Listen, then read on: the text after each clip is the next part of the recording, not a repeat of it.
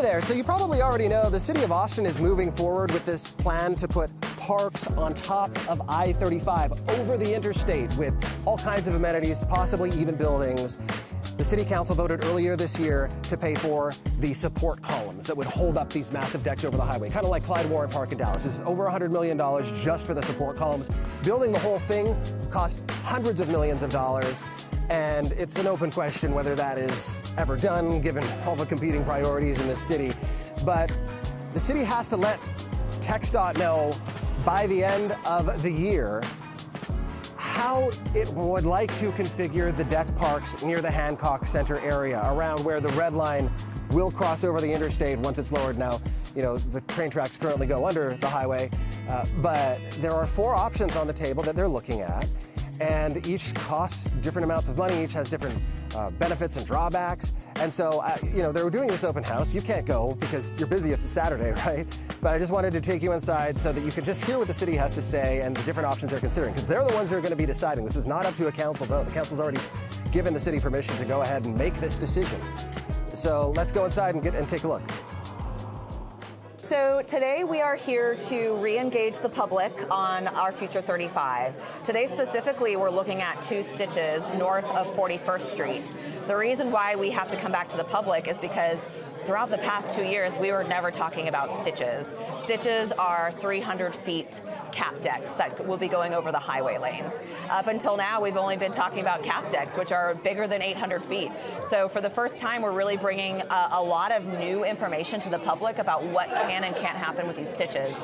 So really we're talking with the public about what has really changed with our timeline, why are we here today, and really helping them imagine what stitches can actually be, because they were sold on this idea of cap decks, which could be more robust public spaces, and honestly that can still be fulfilled with some of these stitches. So we've got some good precedent images, a Columbus, Ohio example where there are buildings on both sides of a local street bridge, and then we've also got some examples from Atlanta, Georgia, which are more landscape amenity focused that really just improve the pedestrian environment of people crossing and connecting into more small-scale local neighborhoods.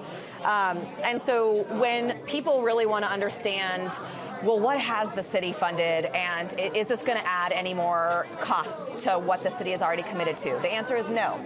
So the city committed $104 million back in May, and that was just for the roadway elements of the cap and stitch program. So roadway elements are like the support structures. Support structures, things that really are not going to manifest into any sort of bridge not technology. The lid, but like the beams, the columns that hold it up. Yeah, we really talk about like beefing up the roadway in order to hold these massive bridge structures. So when they approved that $104 million, that included some funds, let's just put it to a tune of $24 million for 2 northern stitches north of 41st Street. And that $24 million, we had to come up with some alternatives for the community to weigh in on. Where are these stitches going to be? And fortunately, all of the alternatives that we have today do fit within that $24 million budget. And so I'll be able to walk you through some of the pros and cons of each. Okay. So option A, what we have here are 2 stitches that reside north of 41st Street. So here's what we call stitch number 1. It's a 300-foot stitch north of 41st Street. We have a pedestrian walkway that would connect the 41st Street stitch to the red line stitch. So here we're showing a 300 to 400-foot stitch off of Cap Metro's red line commuter rail crossing. And this 400 stitch would be a enhanced, widened trail crossing. It unfortunately cannot hold buildings just because of the way that it's constructed. It can't have the loading capacity of a more traditional cap and stitch program, but the good news is that the 41st Street stitch can hold buildings. And so really we're asking the community, do you prefer a widened red line stitch crossing here, and do you prefer the 41st stitch to be north of 41st Street? And people are voting on which one they like? That's right, yep. We have basically a Likert scale of do they strongly dislike it with a vote of 1, or do they strongly like it, or are they somewhere in the middle? And this will help the community understand. I mean, we understand these pros and cons are really hard to conceptualize at this point in a project's design milestone. milestone, so we didn't really want people walking away feeling like they could only vote for one. So we understand it's going to be more of a spectrum of results.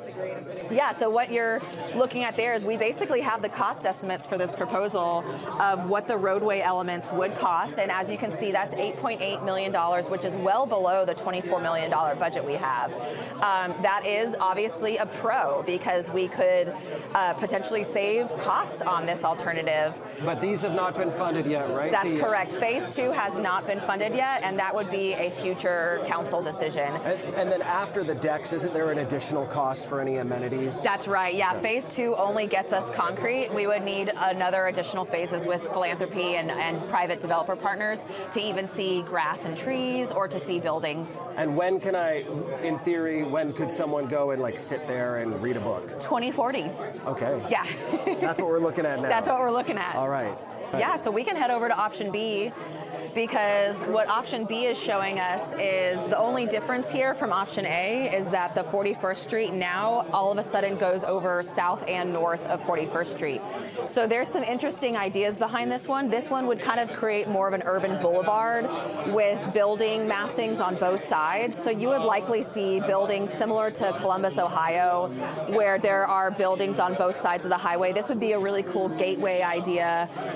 Now there's not a problem with the stitch being only on the north side of 41st Street, because you could still create buildings and open space, but you wouldn't really get this, urban boulevard concept with buildings on both sides. So this one is just honestly a question on, does the public want a more gateway style development that could lead either into the Cherrywood neighborhood or the Hancock neighborhood? And as you can see, the red line stitch here is still doing the same thing, where it's essentially no buildings, but would be an enhanced parkway and trail crossing the highway. This part might not happen depending on what TxDOT says. That's right, but as you saw, we're already under budget, and so we're pretty confident that even if there's minimal costs with going up to 400 feet, we'd still be able to afford it. Okay, this one also similarly under budget? Yes. So option A was 8.8, and then option B is 8.4. So option C is completely different. So what we have here is we're going back to the 41st Street, just on the north side of 41st Street, and you still have that pedestrian walkway connecting between the two stitches, but now all of a sudden we're moving massing off of the Red Line Cap Metro bridge, and we are still retaining the pedestrian bridge across the highway, but we are having the trade-off that we're moving the majority of the stitch into the center of the highway, and so now that's going to be a floating stitch. So the elements, though, the benefit and the trade-off, quite honestly, is that we could get buildings on the Hancock stitch. And so we would be sacrificing a widened parkway for basically a development pad. So we could see numerous buildings here. We could see a brew pub. We could see a coffee shop. We could even see retail. And kind of the idea and the thinking behind this is, how do we incentivize the adjacent property owners to get involved with developing this stitch? So this concept would definitely rely on development partners, including what he's showing here. We would need a pedestrian walkway if we were interested in connecting to the Hancock Center. And so this pedestrian bridge would be funded by another external partner, but it's feasible. We've shown those as examples all across our corridor. And then So for this one does cost quite a bit more. The Phase 1 roadway elements cost about $20.7 million. So as a reminder, Phase 1 of A and B was closer to $8 million, and so now the Phase 1 roadway elements of C and D will be closer to that $20 million mark. And just as a reminder, we have $24 million to work with. The only thing that's different from option C on option D is now we've gone back to the shifted 41st Street stitch. So we're still considering, does the community want it north of 41st or split halfway? But you can see that we're still revisiting the idea here about the floating stitch concept, the Hancock stitch, where it still does retain a shared use path across the Cap Metro Bridge, but it is a lot more constrained in terms of width. Cost, we're looking at? Yeah, the cost we're looking at $19.3 million, as opposed to option C was $20 million. And yeah, it has its own pros and cons as well. So what's next now? Walk me through the next steps. I know you have to get something to TxDOT by the end of December. End of December is correct, so we got to get our decision by the end of December. And next steps are where staff will take back the feedback from the public.